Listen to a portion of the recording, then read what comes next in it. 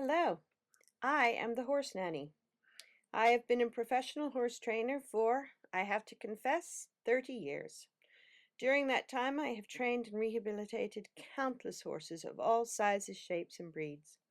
I have always made it my goal to figure out what job each horse is best suited to perform and done my utmost to train them for that role.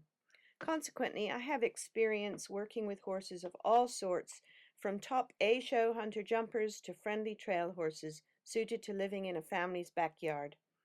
Recently, as I began to offer more clinics, I realized that a lot of people put up with behavior from their horses that I consider to be rude and sometimes downright dangerous. An alarming number of horse owners put up with this behavior because they think that it cannot be changed. I have seen behaviors ranging from the annoying, head-butting, refusal to lead properly, won't stand still to be mounted, to the downright dangerous, bolting, kicking, bucking, and so on. I have found that often I can change the horse's behavior quite easily and empower the owner to do the same thing by learning a few simple methods and adopting a new attitude.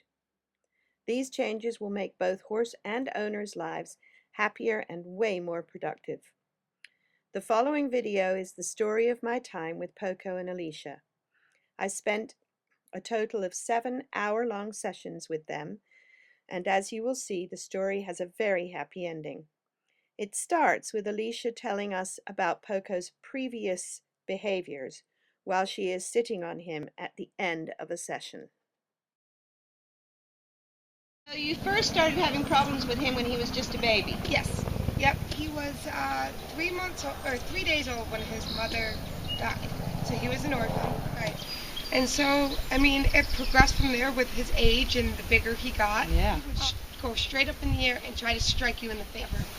I remember times coming in here and he's fine for 4 or 5 minutes, and then he wants to end it, and he's hopping and he's heads up in the air and he's bolting across the ring, and he's doing everything he can to get out of doing anything I ask of him. He didn't lead properly. He was always pulling. It was a tug of war.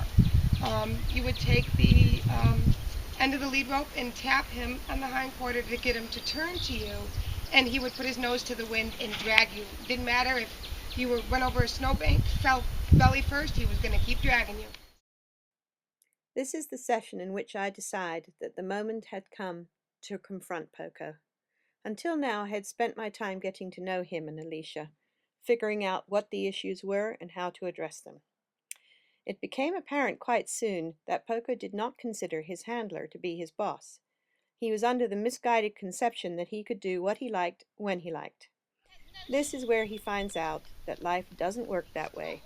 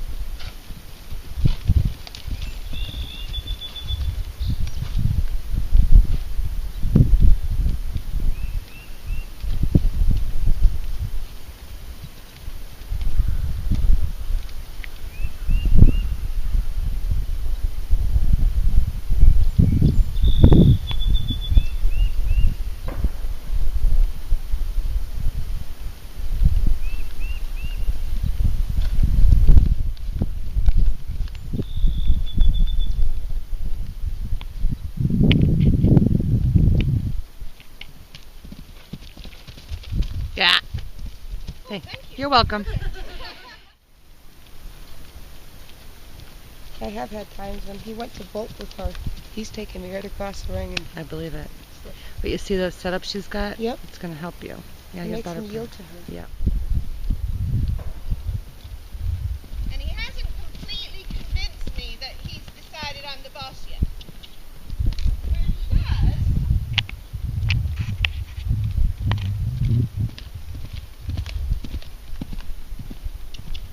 Then it gets a break, right?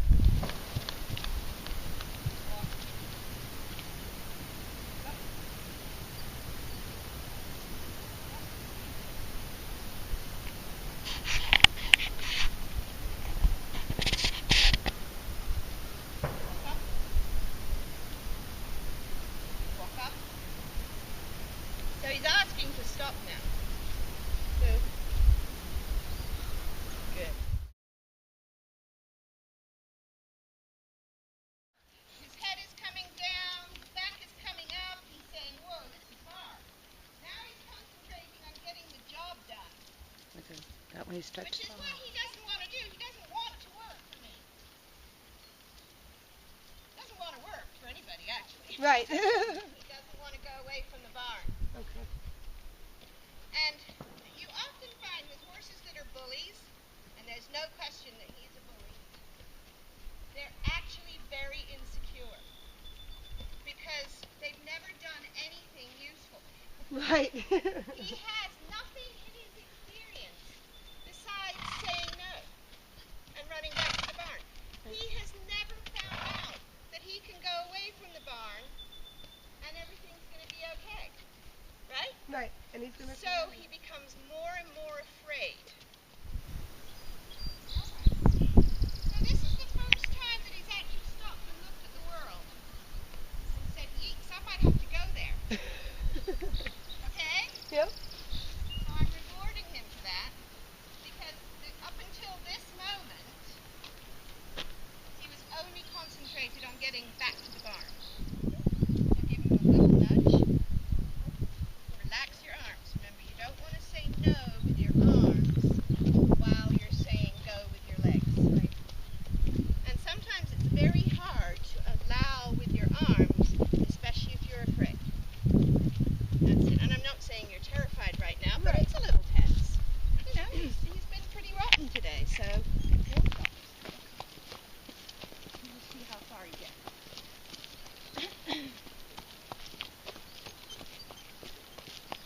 Oh, he is so brave.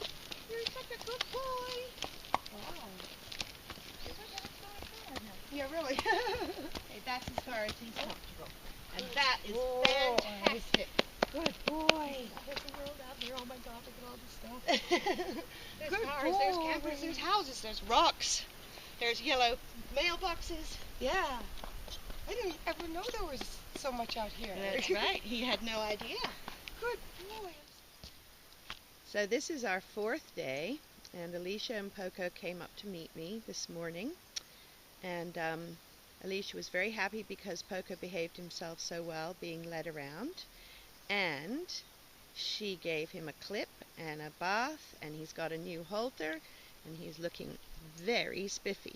And my prediction, it's dangerous to predict with horses, but my prediction is that Alisha will be able to ride him up and down the driveway today by the end of the session with no problems. So let's see if we can make that happen. What he did with me yesterday is try and run away. And with the new hookup, with the lunge line over his head and the snaffle bit, we're hoping that Alisha will have complete control of him and he won't be able to run away from her. So far, Seems like he learned his lesson yesterday, so out into the wide world we go. Now remember, your whip is what protects you from him jumping into you, okay? So you need to make sure that you have that whip ready so that if he does start to spook at something and run towards you, you can flick it at him and keep him away. He needs to be more respectful of you than he is of anything else. So you got a little head shake there, and you know what that might mean, right? Yep. So make sure you're really balanced back on your feet so that if he does decide to do one of his things, you can lean back against him and stop him. That's it. He's going fast enough, so he needs to know that he has to work, but we don't want to teach him that work is awful. Okay? And you've probably had the experience where you're trying to get yourself in shape. Well, I don't know, you're young enough. Maybe you haven't, but let me tell you, if you're out of shape and you're trying to get yourself into shape, if you do too much the first day, you do not want to do it again the next day. So we have to help our horses that way, you know. That was excellent. He stopped right out on the circle, no challenge. That's it, good. Even if you just go a couple of steps in that, like right now, walk next to him. Good, encourage him a little, that's it. Whoop. There you go, you're all right. Good, now just put him on the circle right here. Remember, you're driving him forward. You're not leading him forward. So now she's ready to ride.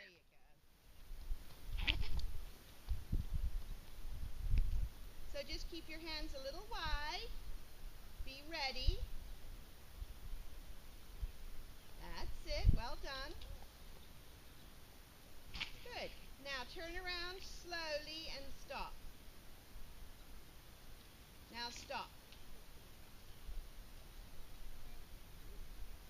And pat him. Good. Okay. Mission accomplished. What a great day.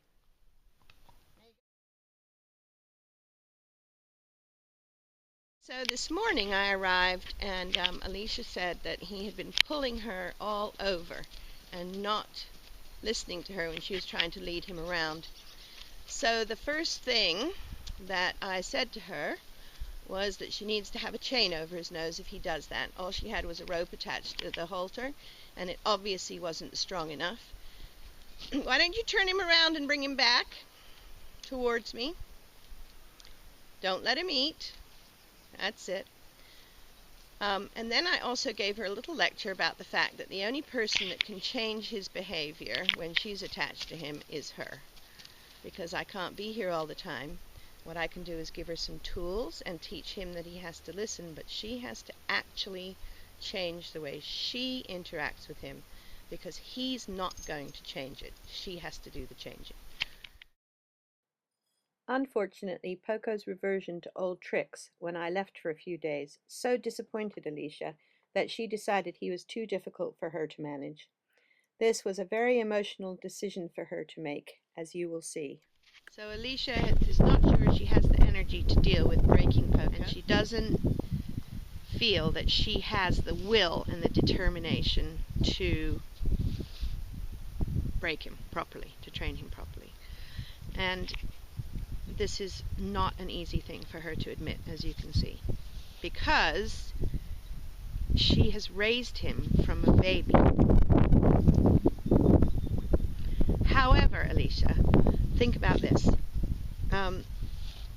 If you continue to keep him because you feel guilty, but you don't get to the point where you can train him because really he's more than you can manage, you're actually doing him less of a favor than if you were to admit that you can't handle him and be brave, which you're being right now, very brave, and find the appropriate home for him where he can go on and lead a useful life. To me, he's just spoiled and he knows his strength. And the minute that you, like when I had that lunging session with him where I had to win, and I did, that wasn't a big deal for me. You know, to me, he could have been so much worse. And after that session, I felt that we had a horse that we could definitely work with, and that it actually wasn't even going to be that difficult. But what happened is, when I went away, then you tried him on your own, and he pushed all your buttons. Fortunately, when she had a little time to think about it, Alisha had a change of heart. So we're here this morning with Alisha and Poco. I've been traveling, so I haven't been able to be here. The last time I was here, she was ready to give up on him, and she actually really decided that she was going to, and I was going to look for a home for Poco. And then a couple of days after that session, Alisha got in touch with me and told me that she had done a complete about-face, and that she now was working him consistently every day. She switched to the bit that I suggested, which is the full cheek snaffle with the slow twist. She followed the program that we set up. When he tried to run away, she sat up and rode instead of leaning forward and cringing in fear. And she's been progressing marvelously. Her relationship with Poco has completely changed, as we're seeing now. So my theory about what happened is that when we had that discussion, when you decided that you were going to give him up, and you cried about about it, and you were grieving about having to lose this horse that you'd raised from 3 months old. But you decided that it was the best thing for him and for you. You were going to do it. I think then, and then I said I didn't think that we would have any trouble finding a home for him, because I didn't think he was a particularly bad horse. You thought, you know what? I can do If this. she doesn't think it's that hard and she can find a home for him, then I can do it. His whole attitude is just so relaxed with you now. Isn't it? He's not resistant at all. No. He's enjoying himself.